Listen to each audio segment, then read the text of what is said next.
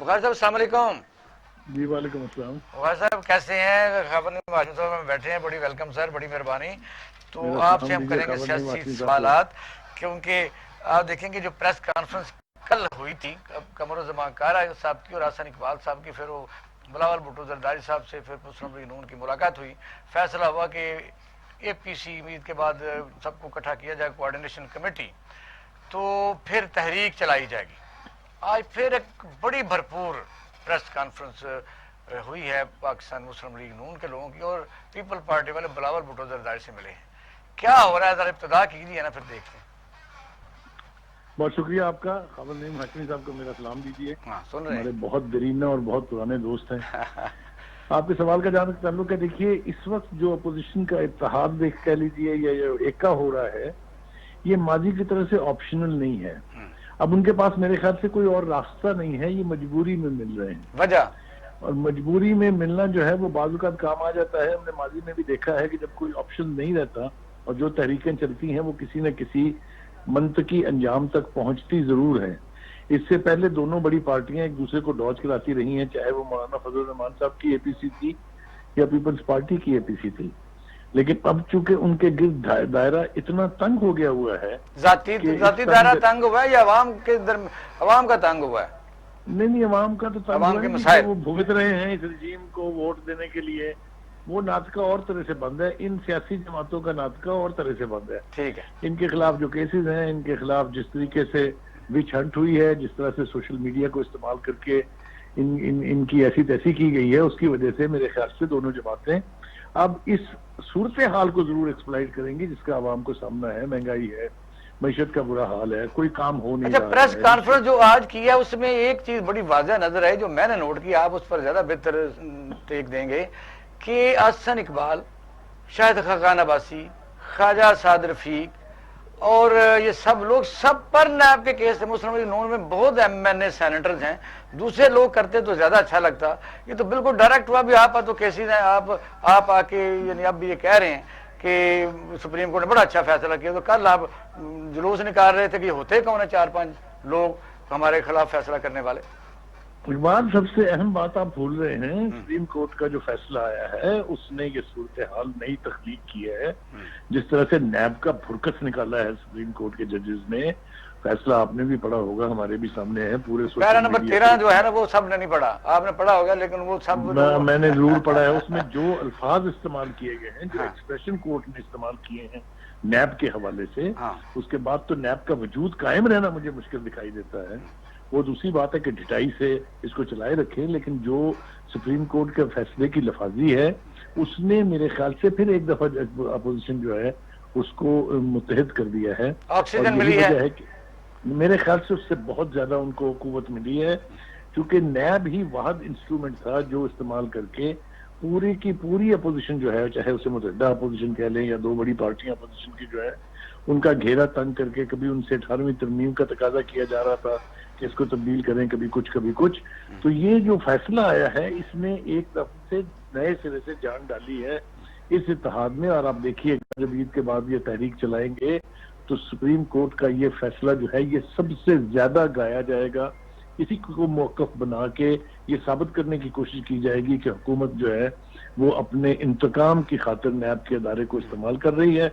और मैंने जैसा कहा कि फैसले की जो लफाजी है, जो एक्सप्रेशन मुंतखब किए हैं आला अदलिया के जजेस ने, उसने नैब का तो भुरकस निकाल के रख दिया है। अब देखना ये है कि ये क्या इस दफा सिद्दीक दिली से एक दूसरे का साथ देंगे या फिर सियासी मसलतें इनके आड़े आएंगी और फिर इसी तरह से थोड़ा सा टेम्परेचर हाई जाएगा। बड़े जबरदस्ती आपने सलीम बुखारी साहब जो डाउट्स सामने रखे हैं, और इनका मैं भी शिकार हूं, और मैं नहीं समझता। आपने तो कहा कि ईद के बाद एक बड़ी कामयाब तहरीक शायद चल सकती है, लेकिन मुझे बहुत सारे डाउट्स हैं, खास तौर पर ये जो पीपल्स पार्टी और नून लीग की जो रिलेशनशिप है।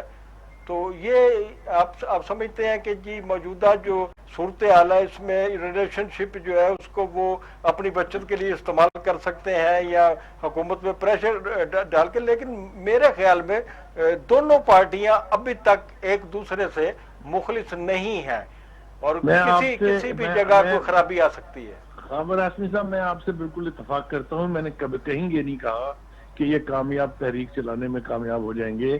میں نے یہ کہا ہے کہ حالات کی مجبوری کہہ لیجئے اور اس سپریم کورٹ کے فیصلے کی وجہ سے یہ ایک دوسرے کے ساتھ کھڑے ہونے پر مجبور ہیں. اگر آپ نے میرا لفظ غور کیا ہو. یہی کہا آپ نے، اور میرا خیال ہے کہ اس سے فائدہ ممکن ہے، یہ اس سے بھی فائدہ نہ اٹھا سکے. ہاں، یہ بہت ممکن ہے، اس لیے کہ ان کے اپنے باہمی تعلقات کے اوپر اگر آپ نظر دوڑائیں، کوئی کسی کے پیٹ پھاڑتا رہا ہے، کوئی کسی کو علی بابا 40 چور کہتا رہا ہے، وہ سب کچھ ہمارے سامنے ہے. لیکن آپ یہ بھی دیکھیے نا کہ ایم کیو ایم اگر پی ٹی آئی کی اتحادی ہو سکتی ہے، مینگل صاحب اگر پی ٹی آئی کے ساتھ مل سکتے ہیں، تو کیا نہیں ہو سکتا. تو میرے خیال سے صورتحال کو ہمیں بہت کلوزلی مانیٹر کرنا پڑے گا. اچھا بخاری صاحب، اس میں کیونکہ پہلے جب فضل الرحمان آزادی مارچ کر رہے تھے، اس میں تو بینیفیشری جو تھی اور جن کو فائدہ ملا وہ پاکستان مسلم لیگ نون تھی. اس وقت بھی ایک دوسرے کو میں سمجھتا ہوں جو ہمارا سمجھ لو ٹیک تو آپ سے لیں گے، کیا دونوں پارٹیاں مخلص ہو کے چلیں گی یا سودا بازی اپنا اپنا کر کے کوئی اپنا مطلب نکالیں گے؟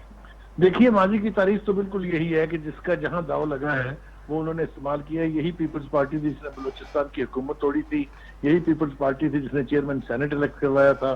اب یہ پیپلز پارٹی کیا کرنے جا رہی ہے یہ اب دیکھنا پڑے گا. جیسا میں نے کہا، اس وقت کوئی حتمی نتیجہ تو اخذ نہیں کیا جا سکتا. اچھا، متی اللہ جان کیا بات کر لیتے ہیں وہ ایک صحافی کی کہ اس کے متعلق ہے کہ اسے اغوا کر لیا گیا ہے، اس پر ذرا اپنا ٹیک دے دیں. میں اس میں تھوڑی سی سلیم بخاری صاحب اپنا ایڈ کرنا چاہوں گا کہ عام طور پہ یہ ہوتا ہے، جیسے آج متی اللہ جان کے ساتھ ہوا کہ ان کو اٹھا لیا گیا ہے، تو فوری طور پہ لوگوں کے جو ذہان ہے ان کو اتنا پکا کر دیا گیا ہے کہ جی ایجنسیوں نے پکڑ لیا ہے، جی حکومتوں کو نہیں پتا ہوتا. تو یہ متی اللہ جان جو اس وقت حکومتی پالیسیوں کے بھی بہت بڑے نکات تھے. تو میرے ان کا جو اقبال شاہ صاحب نے سوال کیا ہے اس میں یہ ایڈ کرنا چاہوں گا کہ کیا آپ کے خیال میں اس وقت پاکستان کا جو وزیر داخلہ ہے اعجاز شاہ صاحب، وہ اس کارروائی سے لاعلم ہوں گے، یا وزیر اعظم جو ہے وہ اس کارروائی سے لاعلم ہوں گے؟ بالکل بھی ایسا نہیں ہے. آپ نے صحیح سمت میں اشارہ کیا ہاشمی صاحب. گزارش یہ ہے کہ اگر آپ نے وہ فوٹیج دیکھی ہے تو اس میں باقاعدہ پولیس کی گاڑیاں، پولیس کے لوگ یونیفارم میں موجود ہیں. اس لیے یہ تو اب حکومت کے پاس چوائس ہی نہیں ہے کہ وہ یہ کہے کہ ہمیں اس کا. لیکن ابھی خبر آئی ہے کہ وزیر اعظم کو جو رپورٹ پیش کی گئی ہے آئی ایس آئی اور آئی بی، پولیس اور سب ایجنسیوں سے، کہ اس میں ایجنسی کوئی شامل نہیں ہے. تو شہزاد اکبر صاحب نے کہا ہے کہ 24 گھنٹے میں رپورٹ دیں. دیکھیے، میں آپ کو دو باتیں کہنا چاہتا ہوں. ایک تو یہ کہ جب اس قسم کے اقدامات حکومتیں کرتی ہیں تو وہ ان کے اندر سے کھوکھلا ہونے کی نشانی ہوتے ہیں. خاور نعیم ہاشمی سے زیادہ کون جانتا ہے کہ جب حکومتیں ان ہتھ کنڈوں پر لیکن وہ جو فوٹیج ہمارے دوست نے کہ اعزاز سید نے جاری کی ہے جس میں وہ پولیس والے نظر آ رہے ہیں، لیکن میں بتانا چاہتا ہوں کہ جب مجھے آخری بار گرفتار کیا گیا تھا تو پولیس لاہور کے 5 پولیس کے تھانوں کی پولیس نے مجھے گرفتار کیا تھا، لیکن اس گرفتاری کے بعد مجھے ایجنسیوں کے حوالے ہی کر دیا گیا تھا. اور دوسری بات یہ پولیس والے صرف یہی کرتے ہیں، وہ ڈاکخانہ ہے، وہ ڈاکخانے کے طور پہ خط وصول کر کے آگے پکڑا دیتے ہیں. سلیم بخاری صاحب بہت مہربانی، بہت شکریہ، آپ نے ہمیں ٹائم دیا، بڑی نوازش. بات یہ ہے کہ جو ہوتا ہے